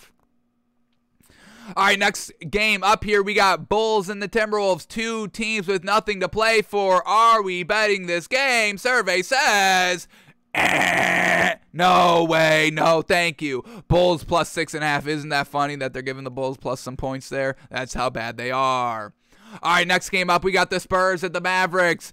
2 teams with nothing to play for? No, the Mavericks do have something to play for, folks. The Mavericks are trying to get to that 3rd seed. That is potential with the Warriors losing. Mavericks and the Warriors tipping off both at 9:40, yes? I'm asking. I don't know. I don't see the Warriors. Where are the Warriors playing? Warriors are playing at 9:40. Mavs are tipping off at 9:40, so yeah, no score peaking, nothing like that. Mavericks with something to play for. Now, the Spurs, they don't have anything to play for. But let's check to see if everybody's in or out here. We know that DeJounte Murray has kind of been out for a little bit. I doubt he's coming back today. Oh, he's a game time decision. Look at this. Jacob Podol, also a game time decision as well. That's real interesting. They've got nothing to play for, but it's the Spurs. They're scrappy. Maybe they still just want to be out there. Greg Popovich is like, hey, you're all are playing. What are you, crazy? This is the Greg Popovich way. Nothing to play for, everything to play for. Everybody's playing. Get your ass out there. But at the end of the day, it's the Mavericks at home with something to play for. We got to swallow the 11 here. They're better. They're better than the Spurs. We can swallow 11. Alrighty, what else do we got? Then we get the Lakers at the Nuggets. Lakers plus 10, Nuggets minus 10. Two teams with nothing to play for. No, the Nuggets do have something to play for, folks. Nuggets can potentially get that 5th seed. Oh, yeah, you know this Nuggets team wants that 5th seed all day. So, Nuggets minus 10, you're gosh dang right we're betting that. I don't care who's in and out for the Nuggets. The Lakers are utter garbage. Nuggets minus 10 may be the easiest bet. Russell Westbrook's out, Anthony Davis out there shutting everybody down. That, oh my, folks, I'm telling y'all. Jokic is a game time decision. Aaron Gordon is a game time decision. They may just, are they just going to let, it doesn't matter. Everybody, backups versus backups, I'm still taking the Nuggets minus 10. Starters versus backups, I bet the Nuggets minus 100. And so yeah, we'll swallow the 10 here with the Nuggets regardless. Real interesting that they've got some game time decisions up there. We get it that the Jazz have to face the Blazers. That's an easy win regardless, but I mean, come on. You're not going to at least try for that 3rd seed or that 5th seed? Come on, Nuggets, you're better than that. We know the Jazz, they blow games all the time. This game could be no different. All right, what else do we got up? We got the Thunder at the Clippers. Two teams with nothing to play for. Yes, this time, for real. So we'll stay away from this one. Clippers minus 12, no thank you. Then we get the Kings and the Suns, two teams with nothing to play for. Absolutely, we're staying away from this one. Kings plus 14.5, Suns minus 14.5. No, thank you. Then we get the Jazz at the Blazers. Jazz, something to play for to keep that 5th seed, but look at this spread. Jazz minus 18.5, Blazers plus 18.5. Now, I know we're swallowing all these points here, but I cannot swallow 18.5 here with the Jazz. I just can't do it. Jazz, they blow too many leads. They blow too many games. The Blazers, yeah, you know, they're trash and all that. They've got nobody playing. But the Jazz, they blow leads. They blow games. This could be no different, folks. I cannot trust this Jazz team. So we will stay away from this one. This is the only game that will not be betting with something to play for. How crazy. Alrighty, and then the last game of the night here, we got the Warriors at the Pelicans. Two teams with something to play for. Well, the Warriors are, at least. The Pelicans have nothing to play for. Warriors minus 5.5, Pelicans plus 5.5. Yeah, we're going Warriors minus 5.5. Don't care who's in and out. I'm sure the Pelicans shut everybody down. I don't see them playing anybody here tonight. For the Warriors, Steph Curry still out. Andre Iguodala still out. Klay Thompson, game time decision. You better get your ass in there. And then for the Pelicans, all we see so far is Brandon Ingram being a game time decision, but I doubt everybody plays as well. Once again, you've got nothing to play for, maybe just to keep up momentum, some rhythm here. But still, at the end of the day, the Warriors are better than the Pelicans, and we just saw the Pelicans get blown out last night. I mean, we get the circumstances. No Brandon Ingram. Valanciunas only playing 5 minutes. We get it. But at the end of the day, I'll swallow the 5.5 here with the Warriors. They do not want to fall down to that 4th seed. Absolutely not. So, taking the Warriors minus 5.5, so that brings our total to 8 bets, folks. Feeling so good all about these 8 bets. Betting on teams with something to play for. Something to play for versus nothing to play for. Something to play for wins every single time. Here we go. 8 bets tonight that we're feeling absolutely great with. We're taking the Nets minus 16, the Hawks minus 12.5, the Hornets minus 13, the Cavs minus 7.5, the Celtics minus 5.5, the Mavericks minus 11, the Nuggets minus 10, the Warriors minus 5.5, folks. Man, oh man, not taking any points out here today. Swallowing them all. Seeing teams dominate. Go out and claim, secure your spot. Go out and get it done. Like we know, we've got one more iteration of power rankings coming up tomorrow. We got walkthrough tomorrow. Today's the last day to truly prove that you are that team. You are that. I am that bitch out here. I want all these teams, after these utter domination performances, leaving the court thinking to themselves, we are that bitch. I am that bitch heading into the playoffs. We will go get it done. We them bitches. Yes? I want Kevin Durant in his mind saying, I'm that bitch. I want Kyrie Irving in his mind saying, I'm that bitch. I want Steve Nash collectively in his mind. I know he'll never say this out loud, but I want him going into the locker room and being like, yeah, we them bitches out here. We them bitches. Yeah. I want the Nets being, we them bitches out here. Yes? Go out and get it done, everybody. We got 8-bet swallowing all the points. Alrighty, that is all the NBA talk we had to go over for today on the last regular season day in the NBA, tipping off in about 2.5 hours, folks. So get your bets in, get your popcorn ready, because it's a full day of finale basketball in the regular season today. On television, too, as well. Man, oh man. Alrighty, but now let's switch gears to the NFL, where we got some stories to break down. So let's start here with story number 1, and this is a little interesting. I want to truly see what this man is saying, what these quotes are, but here we go. Lions coach Dan Campbell says an elite quarterback isn't necessary to have, quote, sustained success. And that is true. You do not need an elite quarterback. That's why we talk about game manager quarterbacks. That's why we separate categories. You know, A1, tier 1. We got game managers. We got tier 2 quarterbacks. I mean, you don't have to be a Tom Brady and Aaron Rodgers to win a ring. We saw that with Nick Foles, you know, just kind of game manager, caught magic in the playoffs, and you're here. Jared Goff, game manager, got to a Super Bowl with the Rams. Didn't do good in the Super Bowl, but got there nonetheless. You can have success in this league, sustained success, without a elite quarterback. That is true. But you need, at minimum, a game manager quarterback. And how good of a game manager quarterback is Jared Goff at the current moment? Not a good one. We saw that all last season with the Lions. They were decently competitive, but that's not the role of the game manager quarterback. The role of a game manager quarterback is to not be losing games. If you want to go below average game manager, yes, that's Jared Goff, absolutely. You're competitive, but you're losing all the games. That's below average game manager. If you want to be above average game manager, like a Ryan Tannehill, like Baker Mayfield for really only one season, 2020, not last season.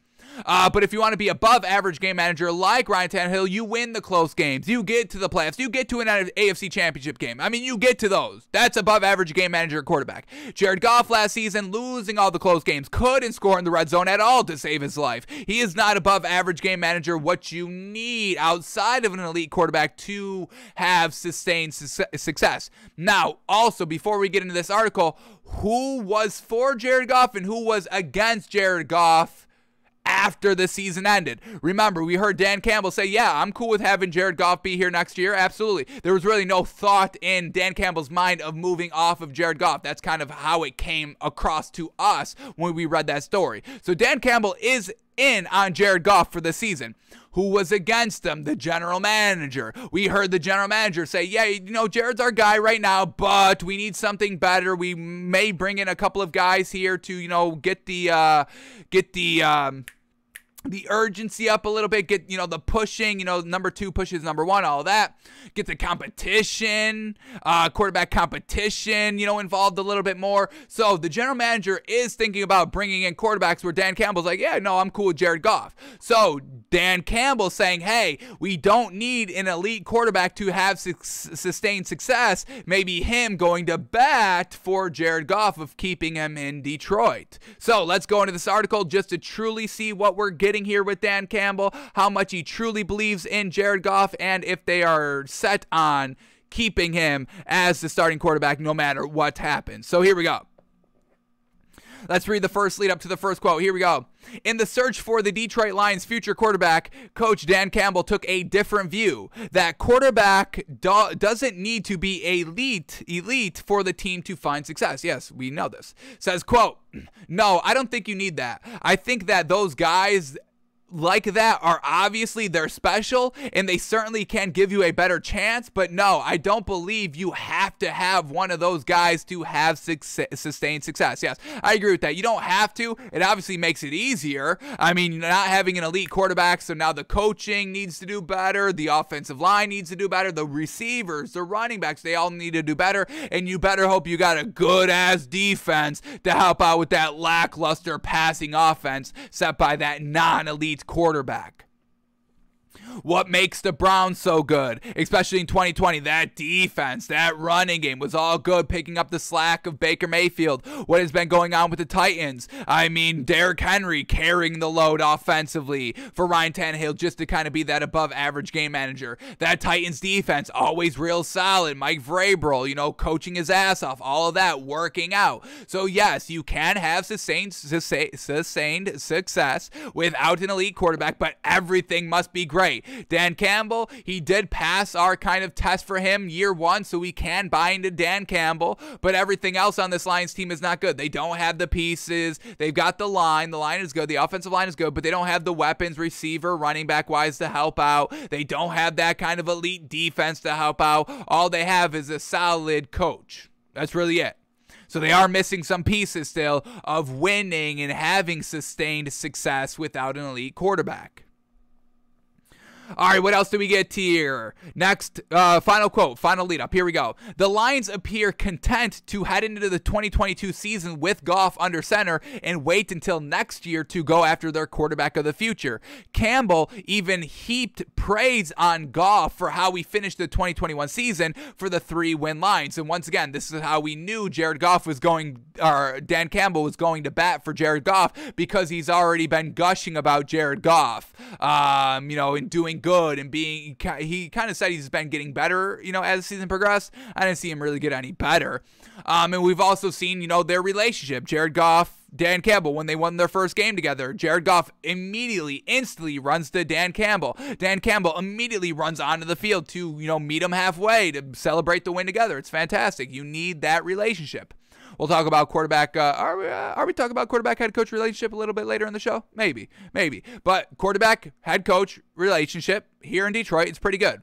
Here we go. Final quote by Dan Campbell says, quote, "I think it's more, man. Like right now, what is best for us right now, general manager Brad Holmes got to look at it a little bit farther off than I am. But right now, what gives us the best chance, and man, when let's build this roster in general, now the right guy is sitting there at the right pick at the position. Then let's do it. But we like Goff, and I like where he's at. He finished strong. Keep adding pieces, and then, man, whatever that is it next year? Is it this year? Is it 2 years from now? And the right guy sitting there, then you figure out a way to go get that guy. You figure out a way when it's the right guy." So Dan Campbell not really planning for the future. He's like, when it comes, it comes, and when it comes, we'll make the push. But right now, we got Jared Goff, and we're not really sure what we're doing with the pick right now. Once again, kind of passing the buck down. We just told you Dan Campbell doesn't really want to make the decision on Jared Goff. And is that him as a person not wanting to, cut Jared Goff and hurt his feelings and all that? Once again, it is a business, but you have to make those kind of tough calls. Dan Campbell saying, Brad Holmes, we got, he's got to look at it a little bit further than I am. Why is that, Dan? Why aren't you looking, down the road with general manager Brad Holmes? So is Dan Campbell cut out to be a coach? Year one, he did pass our test. I can't really knock Dan Campbell year one, but year two is different than year one. Year one can be a little bit all sunshine and rainbows, all a little bit fun here and there, being competitive. That's all you have to do, really, is just show some competitiveness in year one, and that truly will kind of win you the year. Year two, now there's more expectations. There's always going to be more expectations piled upon Dan Campbell, and that's going to be the next test. How does he look this year when there's already a precedent established? Hey, you were competitive all last year. Even though you weren't a good team, weren't really good roster-wise, you still found a way to be competitive every single game. Literally every single game they were at least competitive in, which is kind of crazy. And another huge green check mark for Dan Campbell as a good coach. But that goes away. We can't just be competitive this year. We've got to see more wins. And then year three, more wins on top of year two. And then year four, we've got to be making playoffs at some point. So is Dan Campbell going to be able to make some tough decisions when they need to be made? This quote right here doesn't sound too much like it, but once again, we can't really knock him because he did kind of pass our test with flying colors year one. So that's kind of the stipulation. You passed our test with flying colors, we can't knock you. What gives us the right to knock you after, we already set a bar for you and you flew right over that bar? We love it. We love you flying over bars. That's great. So we can't really knock Dan Campbell at all this offseason. That's kind of goes along with that. So he's earned that. Next year, though, new ball game. Everybody up for, a little bit of recertification a little bit. So Dan Campbell, a little reluctant to move off of Jared Goff. What happens if Baker Mayfield hits the market? That'd be interesting. What happens if a quarterback is in the Detroit Lions' lap? I mean, when do the Lions choose here? When do they draft?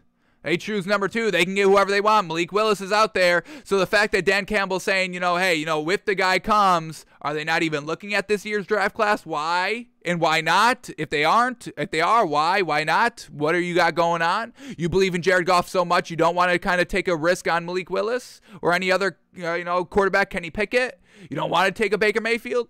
So it's interesting that Dan Campbell's truly not kind of sounding like he's prepared for the draft or anything like that. It doesn't seem like there's any home run hitters for Dan Campbell in this year's draft. We'll see what Brad Holmes does, because it does seem like Dan Campbell may not have that much control over draft picks. And I think that went back to last year as well. I don't know how much input Dan Campbell had on the offensive line route. I think that was a little bit more of the general manager and the owner kind of being like, all right, this is where we're going. How much kind of control and final say does Dan Campbell have on this roster, on the draft picks and all that? Doesn't seem like it's too much on how we phrase that quote. Well, it's Brad Helms. He's looking a little bit further out than I am. I don't know if that's the best. I don't know. But we're not trying to knock Dan Campbell here. So Dan Campbell loves Jared Goff. Not trying to make those tough decisions. We'll see if that helps or hurts this Lions team come the season.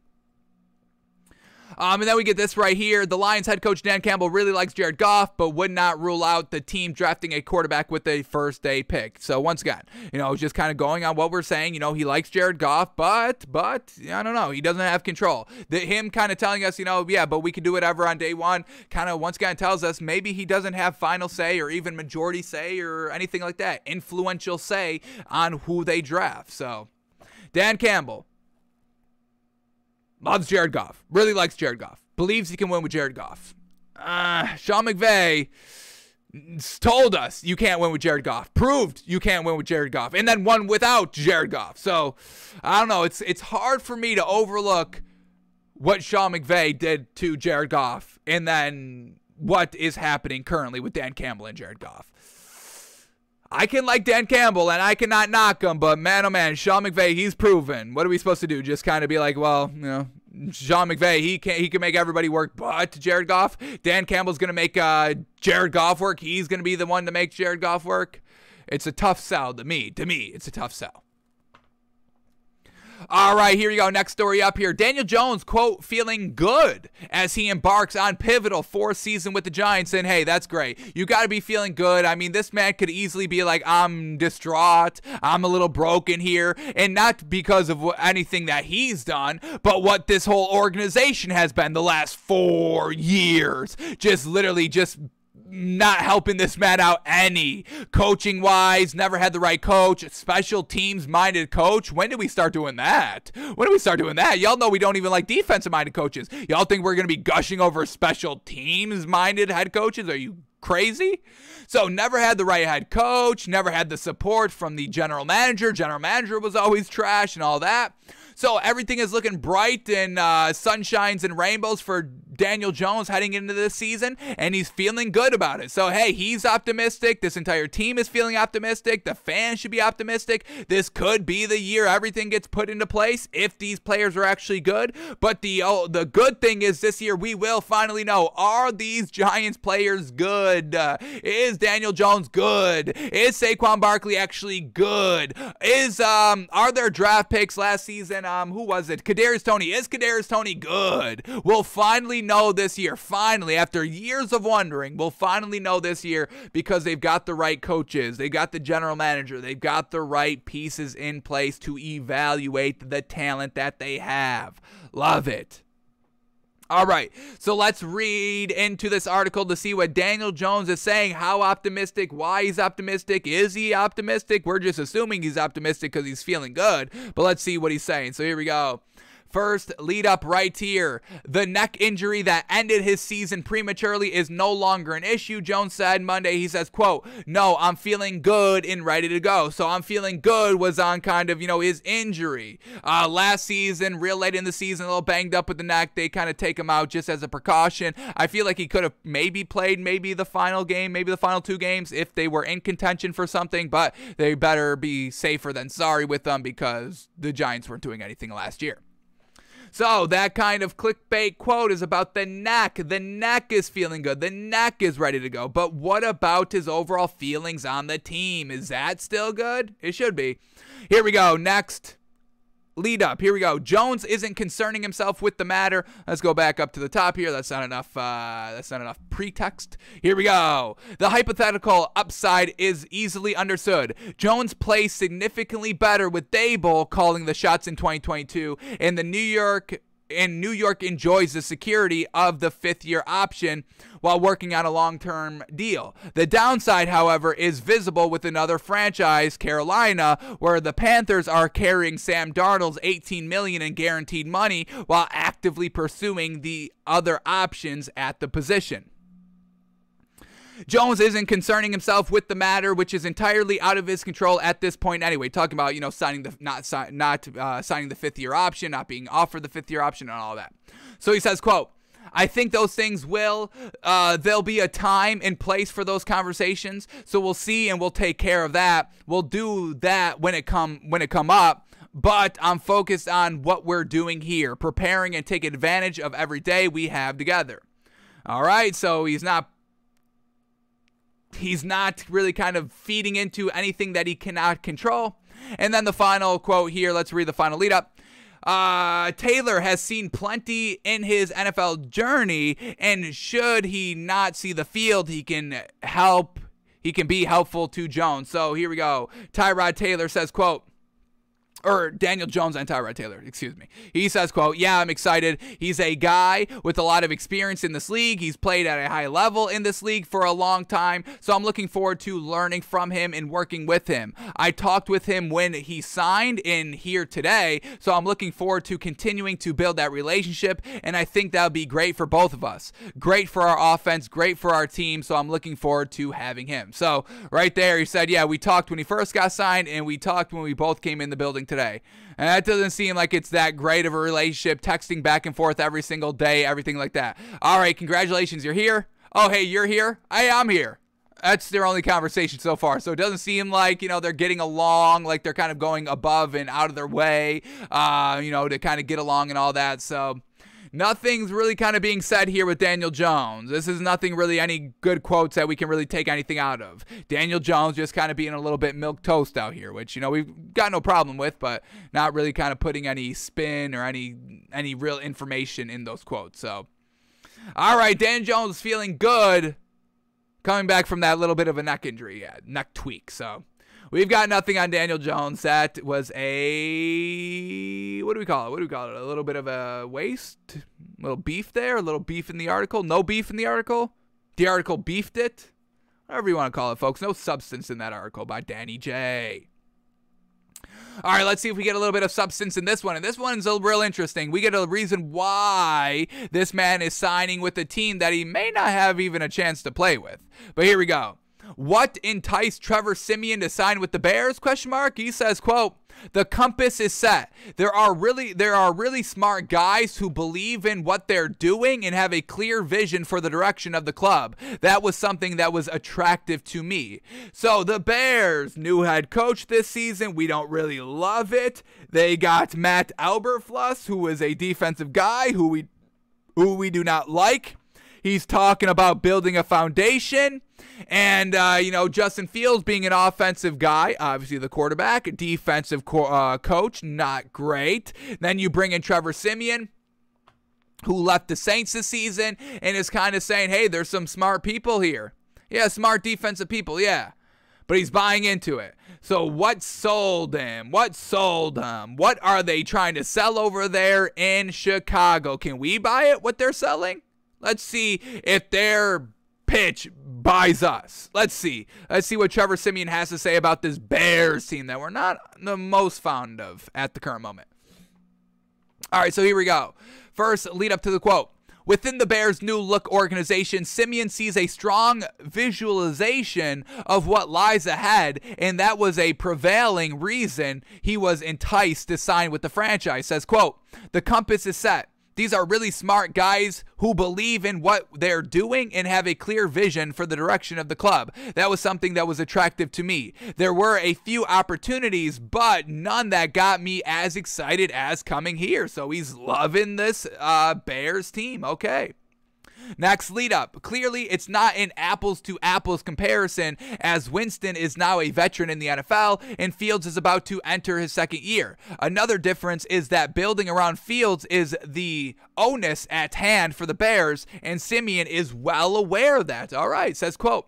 That's kind of been my role the last several years is backup quarterback, kind of figuring out and identifying what the starter needs. For Justin, I can give him a little bit of perspective. I don't want to act like I have all the answers, and he's certainly going to get plenty of coaching. But being a younger starter, because I was one several years ago, you kind of need a foxhole guy or a guy on some days to talk football with and on some days to talk about movies or whatever with, and shoot the breeze with. Justin's got so much potential, so I'm looking to do whatever I can to help him hopefully make a jump here. So wow, that's great by Trevor Siemian, truly knowing his place. Hey, they're all about Justin here. That's fantastic. And this is actually fantastic that we hear that they're all in on Justin in Chicago, which we all just assumed that they were, hearing about Matt Nagy and his plan and all that, and really kind of seeming reluctant to start Justin Fields. We were a little concerned, but they get rid of him, bring in the new guy, and the new guy's all about Justin. So that's great to hear. And it's also great to hear that Trevor Siemian is he's about being the backup. This is refreshing. This is great to hear. Trevor Siemian, he had his chance to be the starter last year. He was okay. He wasn't great. He was just kind of good. He outplayed our expectations. We were a little impressed with Trevor Siemian.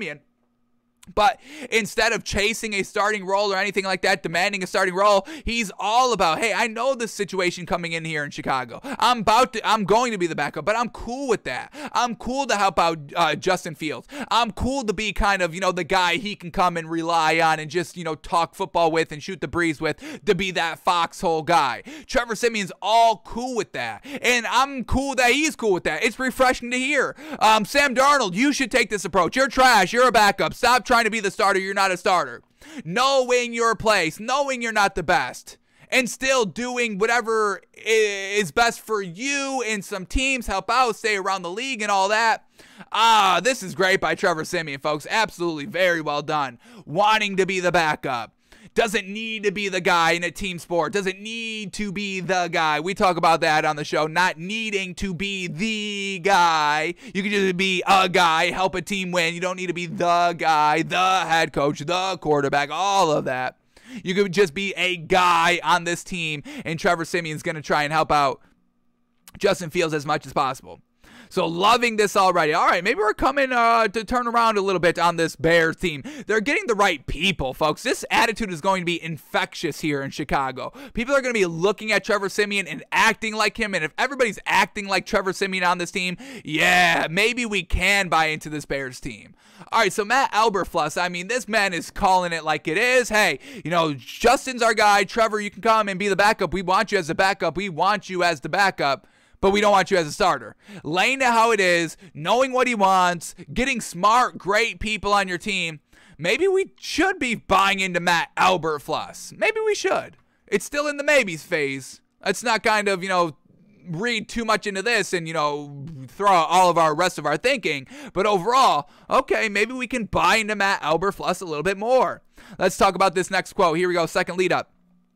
Since joining the NFL in 2015 as a 7th-round pick of the Denver Broncos, he's been part of a Super Bowl winner. He's started 29 games and been a teammate of all-time great quarterbacks Peyton Manning and Drew Brees. He says, quote, You try to learn so much, and it can be overwhelming. But to me, it's exciting because you can bite off as much as you can in this game, and there's always things you can learn from different players. I've been around Peyton and Drew, but I've also been around some other really good players that I try to pick things up from. Certainly, with those two guys, I know what it looks like to play at that Hall of Fame type level, and each guy does it differently, and I think that's what's cool to see. So all the experience, being around winners, being around the greatest of all times, Peyton Manning, Drew Brees, picking up, learning nuggets along the way, and is now ready to kind of help out Justin Fields anyway. I'm loving Trevor Siemian out here, folks. Make him the starter. Yeah, get him in the starter position. I don't care. Stop with Justin Fields. I wouldn't go that far, but we did like what we saw a little bit from Trevor Siemian when he started and played last season. It was okay. It's pretty good. Good backup material. Absolutely. Alrighty, here we go. Anything else here? Couple of kind of quick quotes here. So let's see how they end this. So here we go. Next lead up. With the Bears having begun voluntary offseason workouts on Monday, Siemian got his initial firsthand look at Fields, saying, quote, "He's a good dude. You can really tell he connects with his teammates really well. He's a natural leader, and he's smart. That's my first impression of him, and I look forward to building a relationship and earning his trust."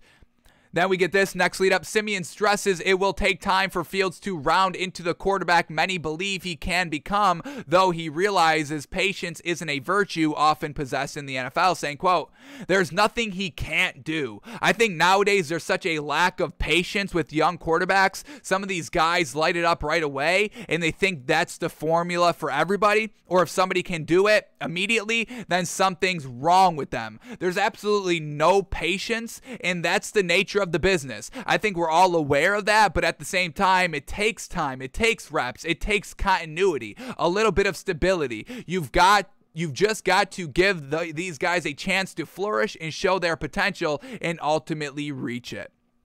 So, yeah, he does bring up a really good point there. There is no patience in the NFL, and it's unfortunate, but that is the business. I mean, we're talking about the highest level of competition. It's okay if there's no patience at the highest level. Sometimes it works out, and sometimes it doesn't. That's just the nature of the business. I mean, that is the NFL. That is competition. That is football. It's unfortunate. Josh Allen gets, his, 3 years to get good, and he got good, and that pays off the wait. Josh Rosen never got a second chance. He got like one game, and then after one game, everybody made up their mind, and, he was done basically after that. So it's just the name of the game. It's the nature. Sometimes you get lucky, and that is another thing that plays into everything. The luck lottery, folks. Sometimes you get lucky, and sometimes you don't. You can't go through life being successful and not getting lucky around the way. It's just how it is, folks. You get lucky, you don't get lucky. You make it, you don't make it. It's what happens. You get a year, you get 3, you get 5, you get 1, you get none, you get no chance, you get 1 chance, you get multiple chances, you get 3 chances. There's quarterbacks with 3 chances, never made the most of any of them, but it's just what it is, folks. There's luck, there's unfortunateness, there's fortunateness, and then there's just that's just really what it is. If you can play, you can maybe get a chance. If you don't get a chance, you maybe never get your shot. It's unfortunate. So I think we have to also keep that in mind when we talk about things being fair, unfair, all that. It's just unfortunate. It's luck. It's unfortunate. It's a business. It's what it is. I don't think we should be getting kind of so upset and mad and angry when, somebody maybe gets more chances than others or anything like that. It's just the nature of the beast, and that's life in general. Some people are lucky. Some aren't. It's unfortunate. All right. So, Trevor Siemian with the Bears, he's loving it there. They're loving him, and he's ready to be the leader to Justin Fields and help him out any way he can. So, loving Trevor Siemian's role here in Chicago and knowing that Justin Fields is going to have Trevor Siemian having his back. Yeah, I think we can buy into Justin Fields even more right off the rip of this upcoming season. All right, final 2 things. Here we go quickly. Well, USFL games, they are going to be televised. Now, there was a stretch of time where there wasn't being like advertised that they were showing games on TV, and there was everybody saying that these games weren't going to be shown at all. They were just going to be tweeted out live. But that's not the case, because some of these games are going to be televised, which is great. And these start next week. Next Saturday on Fox and NBC, there's going to be games of the USFL. Fantastic. So we can watch watch it, break it down, watch some film, see who's being good and all that. So we can talk about the USFL, because I probably wasn't going to talk about it if we can't watch it. What am I going to read? I'm going to read what people are, oh my God, look at that great 40-yard ball. Well, was it great? How was the accuracy? Where was it? Did the receiver make a good play? Was it just blown coverage? What was it? Don't tell me 40-yard pass, good. I need to see it. I'll be the judgment of good, okay? I'm the gatekeeper of good. Anything that's good, you show it to me, and then I'll let y'all know if it's good, okay? But USFL coming with nationally televised games, which is great, absolutely great. But they kind of advertise it in this way. Starting next Sunday on Fox and NBC, 2 players from each team will be wearing helmet cams in every USFL game. And they also kind of talk about unprecedented access. They're taking you into the locker room at halftime. They're showing you the helmet cams and all that. And why this may be not the best sign? Because this is how every football sells, like spring football. Any football outside of the NFL, the USFL, the XFL, all these football organizations that try to take over the NFL or just try to, be football other than the NFL, they always show, hey, we're going to be talking with the refs. We're going to be inside the locker room. We're going to have cameras. We're going to have unprecedented access. But it never works. It never like, oh my God, it's wow, we have to keep this around because we get uninterrupted, unfiltered access. Oh, wow, we get stuff that we never seen before in the NFL. But these never last. So here we go. The USFL is saying, hey, we're going to have helmet cams. We're going to be in the locker room and all that. Yeah, that could be cool and it could be great, but it doesn't mean you're going to last. You still have to put out a good product on the field, and that's where all these kind of spring football leagues run into the issue. We have trouble fielding backup quarterbacks in the NFL. Now we need starting caliber quarterbacks in a lesser state of football. That really doesn't work out. You can have all the cameras, you can have all the access, you can have all the behind-the-scenes looks you want, but if these quarterbacks are not good, you're not going to have a product. Nobody will watch. So USFL advertising helmet cams, so did everything else, and it didn't work out. So hopefully your quarterbacks come to play. But the biggest thing is that we can watch these games. That was kind of finally we get some confirmation we can watch games, and it's starting next week, folks. All right, and then the final thing right here, folks. I'm loving Philadelphia, folks. The Eagles, watch out for the Eagles. We've been telling you this last week. We are gushing over this Eagles team. And what did the Eagles just do, folks? Philadelphia just signed former Oregon wide receiver and Olympic hurdler Devon Allen to a 3-year deal. Thinking outside the box, judging and gauging talent differently, getting speed on the field. That's absolutely fantastic. Now let's watch some of this man's speed, shall we, folks? Here we go. 2014 NCAA track championships. Here we go. Here he is in the green, the hurdle green right here. Clears the first one, second, third hurdle. And hey, hurdling people in the NFL, you can do it. Here he goes in first place. Is this man going to win it? Oh, he knocked down that hurdle, knocked down the last 2 hurdles, but oh, he wins it. He just gets it. This is like a photo finish, but I think they declare him the winner. They're focused. Yeah, there it is. They got him the winner. There he is, Devon Allen, folks. 2014 110-meter hurdle champion, that great speed. So, look at this man off the blocks. Look at that great starting speed. Yeah. So, Nick Sirianni, he's smart. He knows how to gauge talent, going kind of not the traditional route of, oh, you played college, you do this, you're in the draft, we draft you all this. Getting an Olympic sprinter or Olympic hurdler, good speed. Watch out for Devon Allen, potentially, if he works out. Now, he does have some experience in the NFL. He was a wide receiver at Oregon. And we do have his highlights here. You got any good speed? Let's quickly see. Any good speed here? You do track, so I hope some good speed. All right, first one, able to shake off a tackle. He can shake off a tackle. He can hurdle. He's got speed. We still got to see the speed. Still haven't seen any great kind of beeline speed yet. He was able to beat his defender right here, get 5 yards wide open. Here he goes. And look at this, folks. You're telling me this isn't the NFL right here? This isn't what the NFL has become? Trips to the right. Little bit of a natural rub right there. Frees up Devon Allen. Speed in the back of the end zone. I mean, folks, here we go. speed, able to get 3 yards of separation there in the red zone. That's tough to do. What else do we get right here?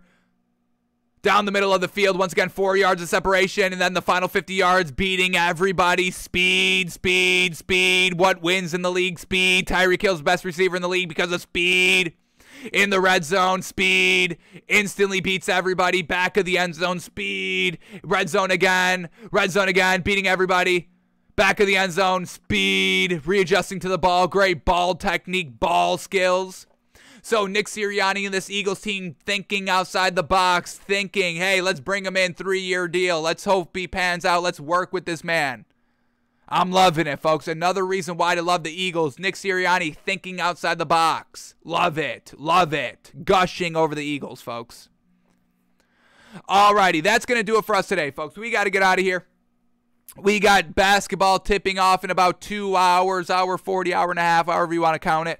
But we got to get out of here. Final regular season day in the NBA. Go out and secure your spot when you can. There's up for grab spots, folks. Regular or play-in tournament spots, actual playoff spots. All of it's up for grabs. Go out and get it. And we got some nice bets to help motivate those teams a little bit more.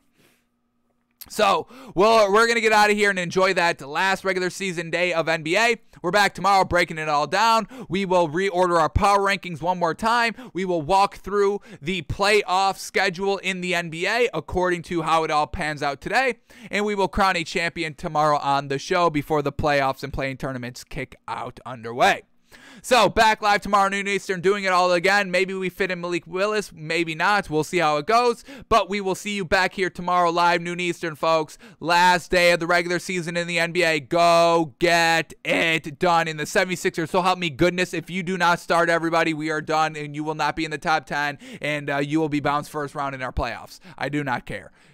Get it together, 76ers, please, for the love of goodness.